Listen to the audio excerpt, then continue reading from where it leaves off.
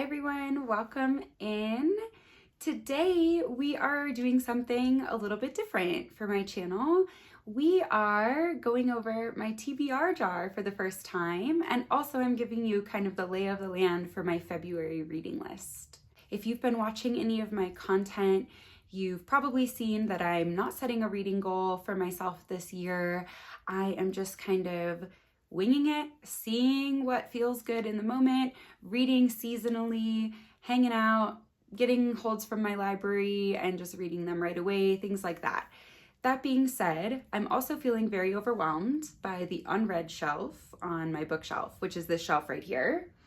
As you can see, it's really packed, and I am just having some analysis paralysis, decision paralysis every time I step up to pick out my next read. So I thought I would put together a little TBR jar with some prompts that will help me hopefully choose from this list and not feel so overwhelmed and stuck when I'm thinking about what I want to read next if I don't already have, for example, a hold ready at the library or whatever. So I am thinking for this month, for February, I'm going to pick 2 books out of here. It's a pretty low number just because I want to kind of get into the swing of things with this. And also I'll share with you in a little bit here, but I have a pretty long list of books I'm already planning to read this month. So I don't want to overwhelm myself too much with TBR jar picks, but today kind of has a dual purpose. So I'm going to introduce the prompts in here. I'll read them to you and I'll put them on the screen as well as I go through just so you can see the prompts that I chose. It was so fun to pick them. And then I'm going to share my February reading list with you, and then I'm going to choose 2 books using the jar to round out that reading list. So I think we should just go ahead and kick it off with the prompts because, again, it was so fun writing these. I tried to pick things that would give me it would help narrow down this shelf pretty significantly so that I'm only choosing from a couple books for each prompt. But I tried to write them broad enough also that I'm always at least getting to pick from 2 books at least, right? So I don't want the prompt to pigeonhole me too much into a single book on the shelf. I still want to have some choice in the matter. I just want the jar to help me narrow down from this big list into a more manageable selection.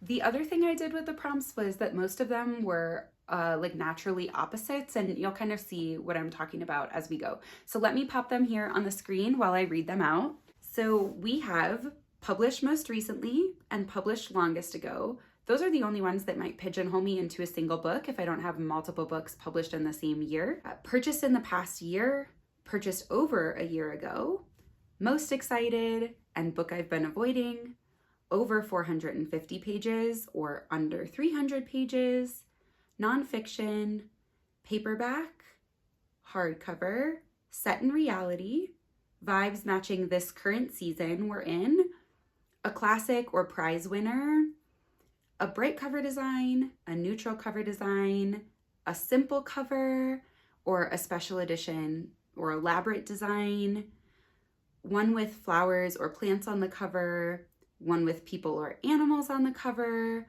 a one-word title, or a title that's 3 or more words. So my plan with those prompts is to choose a decent number of books, but probably on a seasonal basis, not a monthly basis. I'm just really loving seasonal reading this year. And so February, my 2 that I pick today for February, plus the remainder of my February reading list that I'm about to share with you, we'll kind of round out my winter reading, and then I'll do one that's like March through May, probably, I think at the beginning of March, and I'll pick more than 2 books that time because it's a 3-month time span. So I'm excited about this. I'm gonna see how it goes, and I might change it up along the way. If you guys have any feedback or recommendations, I'm totally open to it because this is the first time I'm trying something like this, but I'm really excited about it, and I think it's going to be a fun way to just kind of re-energize me and get me back in the swing of things with this shelf. So before I pick my 2 books for February, let me just really quickly grab my laptop. I'm going to read to you the books that I'm already going to finish in February. For some reason, I have this like lingering list of books that I started in December of 2025 or January and didn't finish. And so my priority for February is to like clear that list. I'm really enjoying a lot of these, so I'm not sure what my hangup is. I think I'm just kind of hitting a reading slump here. But I really want to finish these books that I've got like in the works that I'm partway through, and then I'll add the 2 books here from the TBR jar in a minute as well. Let me grab my laptop. So these are the books that I'm going to finish this month in addition to the TBR jar books. So I'm going to do Wild Dark Shore by Charlotte McConaughey. This is actually a book club book, and I didn't finish it in time for my book club meeting, but I still want to finish the book. That's a Great Question I'd Love to Tell You by Elise Myers. The Girl in the Tower and The Winter of the Witch by Catherine Arden, which are the 2nd and 3rd books of the Winter Night trilogy. I read the first one in December, and I do want to finish the series. The Glutton by A.K. Blakemore, and then The Lightning Thief by Rick Riordan. I'm reading the Percy Jackson and the Olympian series for the first time in my life, and I'm so excited about it. So my commitment in February is just to finish that first book in the series because I have started it already. I had to return it to the library before I was finished with it, but it's almost my turn to get that hold back. So I should be able to finish it in February as well.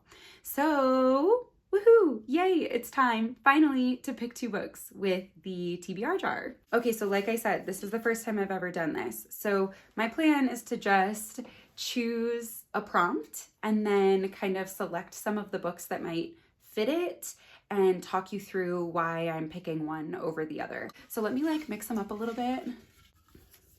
Okay, first one, bright colored cover design. Yay! That one makes me really excited. However, I will say, when I wrote this prompt, a lot of the books I was thinking of were my book of the month books. And in preparation for another video coming really soon on my channel, probably in a week or 2, I wrapped up a bunch of them in paper here, like wrapping paper, because I'm doing a blind date with my books for Valentine's Day. And so I wrapped up a bunch of my book of the month ones, which tend to have like brighter cover designs, at least in my experience. The ones I've chosen have brighter cover designs. So this is so interesting because I got a prompt, bright colored cover design that was meant for a bunch of the books that now are hidden from me. So let's see what I can still choose that's particularly brightly colored, and I'll be back in a second.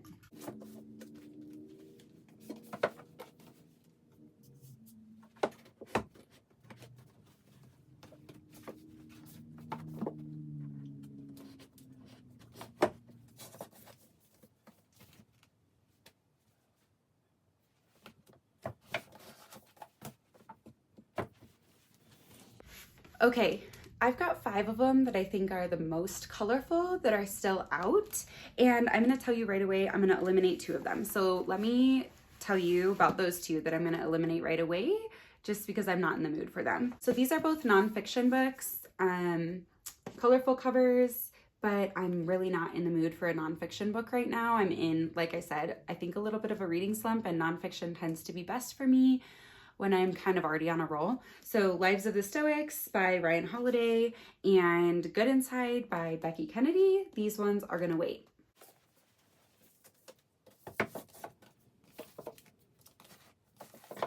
So that leaves me with 3 contenders.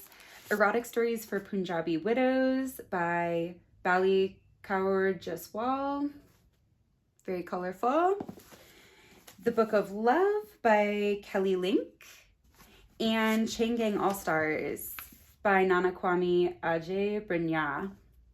And I'm excited about all 3 of these, actually. All 3 of them, ironically, I got used at a library book sale, the same library book sale. So clearly I was feeling colorful that day.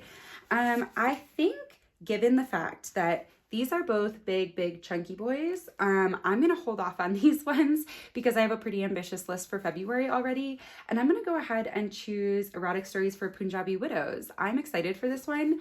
It's a story about a daughter of some immigrants, and it's about kind of a secret life situation going on. And I think it follows multiple different characters. So I'll see. I'll report back. Really excited.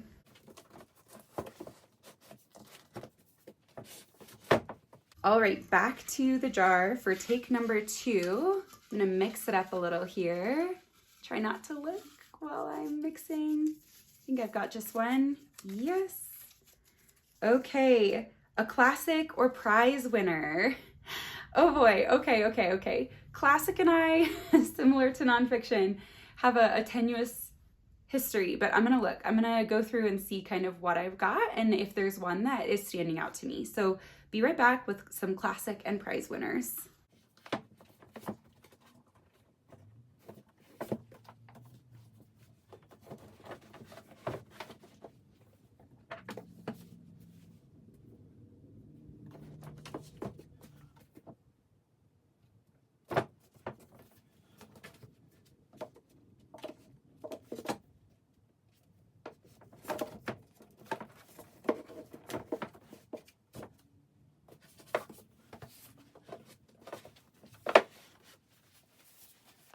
Okay, holy smokes. I've got some to choose from, and I'm sure I actually missed some as well from the shelf that are technically classics or prize winners, but I just kind of went quick view, what caught my eye. So our contenders here are Cloud Cuckoo Land by Anthony Doerr, which was a National Book Award finalist. I actually don't know if it won that or not.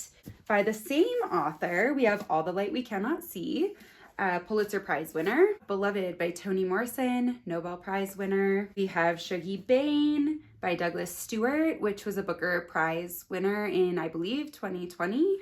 And we have 100 Years of Solitude by Gabriel Garcia Marquez, which is, I think, a classic. I don't know if it has won prizes or not, but I'm sure it's won something, and it's definitely considered a classic. So we've got 5 to pick from. They're all honestly pretty dense, pretty kind of downer topics, I think. So this could be interesting. Okay, I'm gonna just go ahead and eliminate these 2 right off the bat, Shuggie Bain and All the Light We Cannot See, because I know from reviews from like my friends, people close to me, that both of these are devastating beyond imagining. And I just don't think I'm in that mood right now. So I'm gonna put these 2 back.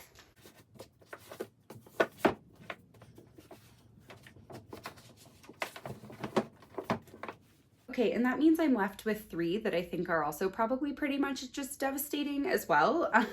Like I know Beloved is definitely sad, but so much shorter, you know? And so like the motivation is there, even though it's, I'm sure, gonna be devastating. Toni Morrison is unbelievable, but I cry my eyes out every book I've read by her. Cloud Cuckoo Land, I'm pretty sure, is also like pretty devastating, and it's a thick, chunky one. So I'm gonna go ahead and eliminate this. And the reason 100 Years of Solitude is staying in the running, even as a very long book, is because number 1, what a beautiful design. And number 2, I've owned this book, gosh, I don't even know, probably 10 to 15 years now, and it just is like eating away at my heart that it's sitting on my shelf. So I'm kind of tempted just to pick this one because I want to like read it and then hopefully love it and keep this gorgeous copy of it. But you know what, talking through it, I'm gonna go short. I'm gonna go short for both of these this month. I think it's just what's gonna make this manageable for me. So I'm gonna do Beloved by Toni Morrison, and I'm really excited about this one actually. This is probably the best like classic or prize winner that I could have picked for a month like this, where I'm just having a hard time getting through things.